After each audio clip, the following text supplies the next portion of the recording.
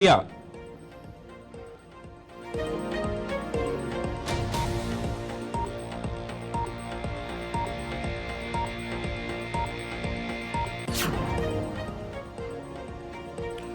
सतत आजीविका पर फोकस समूह के साथ की चर्चा।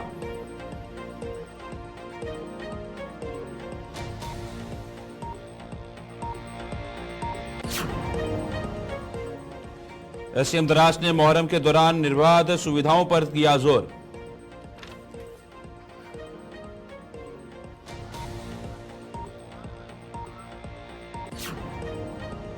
नमस्कार, लद्दाख की खास खबरें देख रहे हैं आप सब। मैं हूं आपके साथ साहिल कियानी। चलिए शुरुआत करते हैं खबरों की। शिक्षा विभाग कारगिल द्वारा समग्र शिक्षा अभियान के तहत नियुक्त संविदा शिक्षक पिछले 4 महीनों से अपने वेतन का भुगतान न होने के कारण गांधी पार्क कारगिल में एकत्रित हुए।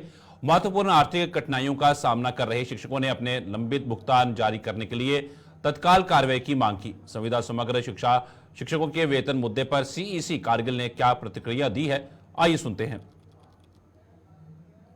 जैसे अभी हमें ऑफिस में हम बैठे थे तो डीसी साहब का फ़ोन आया कि जो समग्र में ये हमने जो आउटसोर्स करके टीचर्स अपॉइंट किया वो लोग प्रोटेस्ट कर रहे बोल करके। तो फिर हम जैसे हमें पता चला तो हम जल्दी जल्दी इधर आ गए तो उनको समझाने के लिए कि वैसे इनका जो जब से ये अपॉइंट हुए हैं मार्च के बाद इनका कुछ तकरीबन 3-3.5 महीने का इनका सैलरी बनता है। तो वो अभी तक क्योंकि इसलिए नहीं दे पाया क्योंकि अभी तक वहाँ से समग्र से उसके लिए जो फंड्स आना था सैलरी में, क्योंकि समग्र में हम कई तरह के टीचर्स अपॉइंट करते हैं, आउटसोर्स पे लेते हैं। जैसे ये हिंदी टीचर्स है, उर्दू टीचर्स है, फिर उसके अलावा साइंस टीचर्स है, उसके अलावा केजीबीवी में हमारे टीचर्स है कुछ आउटसोर्स, और हायर सेकेंडरीज में कॉन्ट्रेक्चुअल लेक्चरर्स है जो समग्र के तहत जिनको उनको फंड्स आने पर जिनका तनख्वाह हम देते हैं वो अभी तक पैसा समग्र के तरफ से आया नहीं। तो हमने कई दफ़ा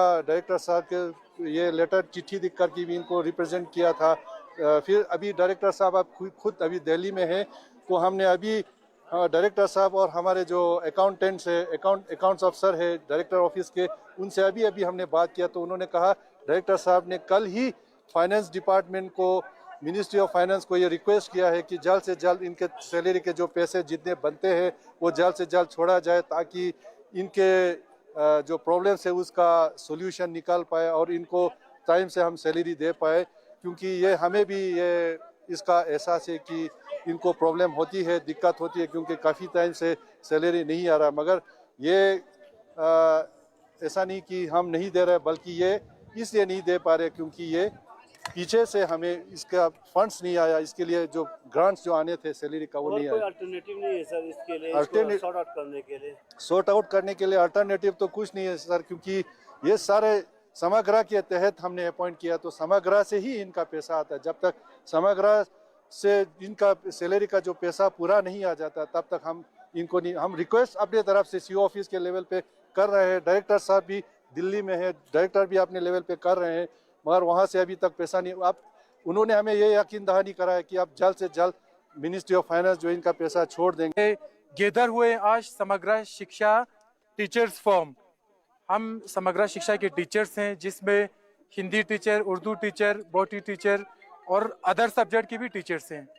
तो पिछले जब से मार्च में हमें अपॉइंट किया गया है सर, तब से लेकर आज तक जो है किसी को 1 रुपया भी सैलरी नहीं मिला है।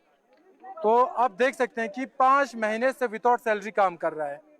अगर हम देखा जाए कि गवर्नमेंट ऑफ इंडिया के रूल के हिसाब से पेमेंट ऑफ वेजेस एक्ट 1936 के हिसाब से देखा जाए तो एक एम्प्लॉय को या एक लेबर को, वो चाहे गवर्नमेंट में काम करते हैं चाहे वो नॉन गवर्नमेंटल ऑर्गेनाइजेशन में काम करते हैं, उसको हर महीने के एंड में 7 दिन तक सैलरी मिलना चाहिए। अदरवाइज डिपार्टमेंट के ऊपर उसका एक्स्ट्रा चार्ज लगेगा। ये कहता है कि पेमेंट वेज एक्ट 1936।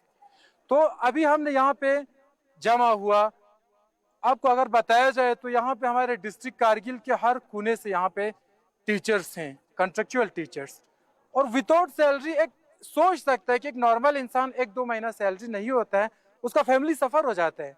यहाँ पे 5 महीने सैलरी के बगैर हैं और यहाँ पे हमारे सो कॉल्ड एडमिनिस्ट्रेशन कह रहा है कि हमारे पास फंड्स नहीं है। जब आपके फंड्स नहीं है तो हमें लिया क्यों? वाई? अगर आप पहले से कॉन्ट्रेक्चुअल बेसिस पे समग्र टीचर्स को लेता ही नहीं तो हम सब अपना प्राइवेट काम करे या जो भी काम करे दूसरा काम कर सकता था। अब 20 सीजन में अभी जुलाई अगस्त से अगर निकल जाए तो कहाँ जाए, अगर बैठे तो सैलरी नहीं है। अभी यहाँ पे हम कॉन्फ्रेंस हॉल के सामने ही है, यहाँ पे सीसी साहब था, यहाँ पे हम डिमांड कर रहे थे we want justice, we want our salary on time, लेकिन सीसी साहब ने यहाँ से यहाँ आने की तकलीफ नहीं की। ऊपर से कह रहा है कि आपको काउंसिल आके बात करना है। यहाँ पे हमें पुलिस पर्सनल्स के जरिए यहाँ पे बताया गया कि आपको यहाँ पे परमिशन नहीं है, you are not allowed to protest here without any permission. तो हमने यहाँ पे कहा कि सर हम सीसी साहब से बात करेंगे, यहाँ पे कोई गलत काम तो नहीं हो रहा है, हम अपना हक मांग रहे हैं, पीसफुल काम कर रहे हैं। हम यहाँ पे हमने ये चीजें बताया, लेकिन यहाँ पे अभी यहाँ पे पुलिस डिपार्टमेंट ने हमें कहा कि आप जाइए, जाके परमिशन लीजिए, फिर आप प्रोटेस्ट कर दीजिए। तो अभी हम यहाँ पे बैठे हैं फिलहाल। तो अगर हमारी मांग या डिमांड्स सही तरीके से पूरा नहीं किया जाएगा तो हम लीगली परमिशन लेके यहाँ पे जितना दिन भी हमें रहना पड़े हम अपना हक लेके रहेंगे, क्योंकि हमने मेहनत करके पढ़ाना है सर। हम यहाँ पे किसी का चोरी किया हुआ पैसा नहीं मांग रहे हैं। 10 टीचर हम हार्ड वर्क करते हैं, जिनको हम 5, 6, 7 क्लास पढ़ाते हैं, यहाँ पे अपने हक का पैसा मांग रहे हैं।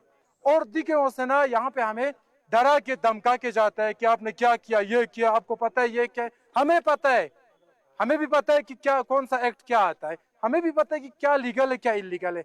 4 महीने से सफ़र कर रहे हैं। देखो गवर्नमेंट का ये एक सेंट्रल स्कीम है, सेंट्रल स्पॉन्सर्ड स्कीम है ये। इसका मेन मेरे हिसाब से तो एमसीसी हो गया, मॉडल कोड ऑफ कंडक्ट रख गया, उसमें 2.5 महीने से ज़्यादा तकरीबन 7-6 जून तक ये था। उसके बाद तो ये प्रोसेस बहुत तेज़ी से चल रहा है उसके हिसाब से। तो कम से कम मैं आपको यकीन दिलाता हूँ हमारे साइड से इधर कहीं से कोताही नहीं हुआ है। मगर ये है कि गवर्नमेंट ऑफ इंडिया को भी देख के कोई भी होगा, उनको तो पूरा इतना फंड 1-2 करोड़ की बात नहीं है, उनको तो करोड़ों रुपये देना है यूटी को। तो उनको सब उनके जो क्राइटेरियाज, उनके जो गाइडलाइंस दिया उनको फुलफिल करता है नहीं करना है, वो तो उनके पूरा टीम बैठा हुआ है, वो लोग वहाँ पे रहते हैं। कहना है कि अभी जो है कुछ लोग हैं फार फ्लंग एरियाज में सर्विस करते हैं, उनके पास अभी किराया भी नहीं है, तो उन टीचरों के लिए आपका आश्वासन क्या रहेगा सर? डिग्री कॉलेज द्रास ने कॉन्फ्रेंस हॉल बारू में क्षेत्र के सामने आने वाली संभावनाओं और चुनौतियों को संबोधित करते हुए कारगिल में स्थायी आजीविका पर एक महत्वपूर्ण फोकस समूह चर्चा की मेजबानी की। कार्यक्रम की शुरुआत पारंपरिक स्वागत के साथ हुई, जहां doctor RN NASI Jammu chapter के सचिव गोहिल ने मेहमानों का पारंपरिक तरीके से स्वागत किया। साइंस में हम लोग कुछ कर रहे हैं, जहाँ हमें पता चलता है उसको सोसाइटी तक ले जाया जाए और उससे सोसाइटी की बढ़ोतरी की जाए, उनका कुछ फायदा हो, उनकी भी बातें सुनी जाए और साइंस से उनको अवगत कराया जाए कि साहब क्या क्या हो सकता है। तो उसी में हमने सोचा कि साहब एक प्रोग्राम लोकल चैप्टर है, एक जम्मू लोकल चैप्टर है, उसके थ्रू एक प्रोग्राम हमने यहाँ पे रखा सस्टेनेबल लाइवलीहुड पे, bio resources and sustainable livelihood. Bio resources तो ये है कि जो भी कुछ हमारे पास है, जो बायोलॉजिकल है, प्लांट है, एनिमल है, कुछ भी है, वो बायो रिसोर्सेज में आता है।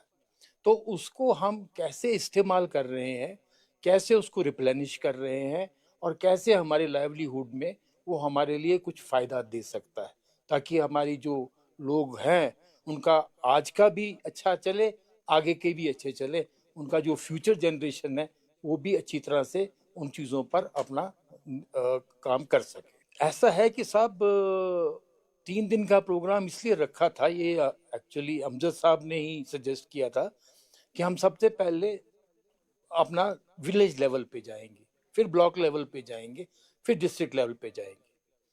तो मैं तो ये कहूँगा कि साहब मुझे उम्मीद नहीं थी कि इतना अच्छा प्रोग्राम होगा। ये सच बताता हूँ, विलेज लेवल पे खासकर मुश्को में हमने किया था, मुश्को विलेज में, वहाँ पर तो इतनी अच्छा प्रोग्राम हमारा हुआ। और इस प्रोग्राम में आपने भी देखा होगा कि हमने किसी को रोका नहीं है बोलने से, हमने हर एक को एनकरेज किया कि आप अपना बताइए कि आपको क्या प्रॉब्लम्स हैं या आप कैसे इसमें हमारा साथ दे सकते हैं। तो वहाँ से जो हमें फीडबैक मिला मुश्को विलेज से, वो हमने कल द्रास में डिस्कस किया था और उसी फीडबैक को लेके हमने सोचा कि अब हायर लेवल पे, डिस्ट्रिक्ट लेवल पे कारगिल में हम आज कर रहे हैं। तो हमें आज भी बड़ी अच्छी सजेशंस मिल रही हैं। सब लोग आए हुए हैं, काफ़ी अलग अलग तरह से लोग आए हुए हैं। अपने डिस्ट्रिक्ट एडमिनिस्ट्रेटर्स भी हैं, सीईसी साहब भी आए थे। बहुत अच्छा लगा उनसे उनसे उन्होंने अच्छी अच्छी बातें बताई।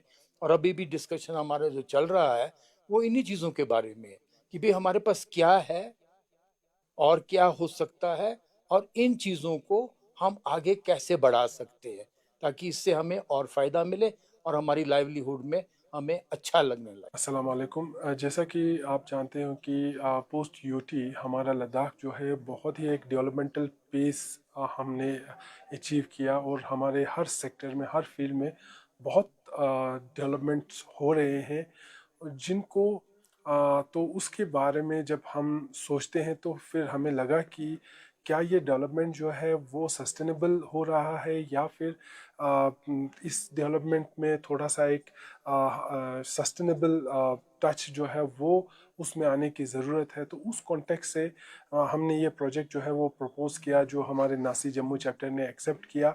हमारे वर्दी गोहिल सर जो हमारे मेंटर भी हैं वो यहाँ आए, खुद भी उन्होंने इसको अप्रिशिएट किया और वो खुद भी पार्टिसिपेट करते हुए पिछले 3 दिन से हम ये प्रोग्राम कर रहे हैं। तो इसमें मेन मकसद हमारा ये था कि हमारे जो लोग हैं, जो एक्चुअल जो बेनिफिशरीज हैं इन डेवलपमेंट्स के, वो क्या सोचते हैं कि ये डेवलपमेंट किस तरह के का होना चाहिए और वो क्या सोचते हैं कि किस टाइप का उनका एक लिवलीहुड होना चाहिए, कैसा एक ज़िंदगी वो बसर करना चाहते हैं, वो क्या आगे के जनरेशन के लिए छोड़ के जाना चाहते हैं।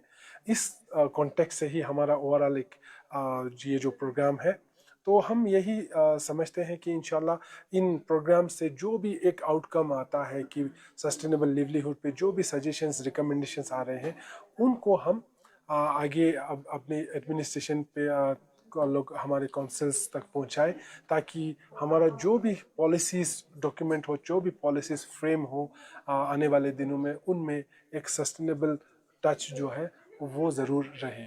सर, इस 3 दिन के प्रोग्राम में क्या कुछ आउटकम निकला सर? जैसा कि एग्रीकल्चर फील्ड में मेडिसिनल प्लांट्स के रिलेटेड और वाइल्ड लाइफ के रिलेटेड बहुत सारे लोगों ने सजेशंस दिए जिनको हम डॉक्यूमेंट कर रहे हैं। जो लोग हम जैसे आप मान लीजिएगा कि हमारे जो बुज़ुर्ग तबके लोग हैं वो लोग इस डेवलपमेंटल पेस से इतने खुश नज़र नहीं आए।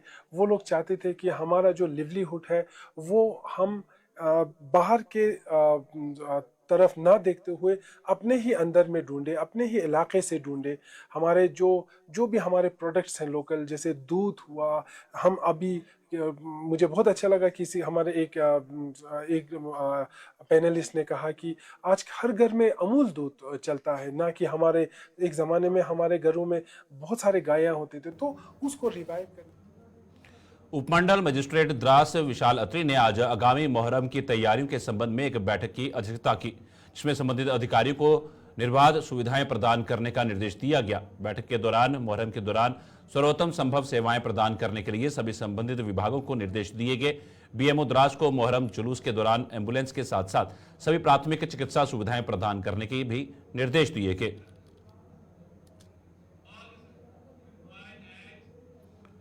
राष्ट्रीय मानसिक स्वास्थ्य कार्यक्रम के तहत जागरूकता सह मनोरोग शिविर बुधवार को सामुदायिक स्वास्थ्य केंद्र पदुम जांस्कर में आयोजित किया गया। जिला मानसिक स्वास्थ्य अधिकारी कारगिल डॉक्टर फातिमा नीसा ने टीम के साथ ब्लॉक चिकित्सा अधिकारी जांस्कर डॉक्टर नवांग चोस्तान और चिकित्सा कर्मचारियों के साथ बातचीत की। सीएचसी पदुम में एक प्रशिक्षण पाठ्यक्रम भी आयोजित किया गया। प्रशिक्षण के पहले दिन जांस्कर सब डिवीजन के सीएचओ, फार्मासिस्ट और एएनएम ने भाग लिया।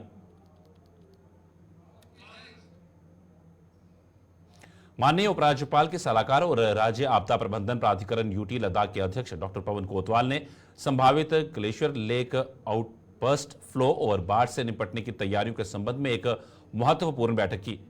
बैठक में लद्दाख में झीलों को प्रभावित करने वाले बादल फटने के कारण बाढ़ की आशंका वाले संवेदनशील क्षेत्रों के संबंध में व्यापक विचार विमर्श और चर्चा पर ध्यान केंद्रित किया गया।